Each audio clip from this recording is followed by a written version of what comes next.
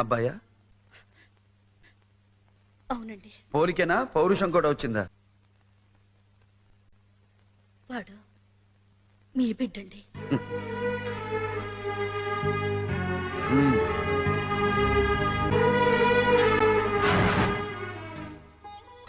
Inspector అంటగా, అవసరమా నీకు ఆ ఉద్యోగం? లేని వాడికి ఇస్తే ఆ ఉద్యోగం వాడికి అన్నం పెడుతుంది. నీకు కోట్లాది రూపాయల ఆస్తులున్నాయి. మన వంశంలో మిగిలిన ఏకైక వారసుడివి నువ్వు. ఈ సేమ నిన్ను రారాజులా చూసుకుంటుంది. వచ్చే కద్దరు వేయాల్సిన ఒంటి మీద కాకి వద్దు, వదిలే. కద్దరు బట్టలు వేసుకుని, కత్తులు పట్టుకుని, బాంబులు చుట్టి మీరు సంతోషంగా ఒక్కరోజైనా గడిపారని నేను అనుకోను. ఇకనైనా వాటిని వదిలేస్తే మంచిది.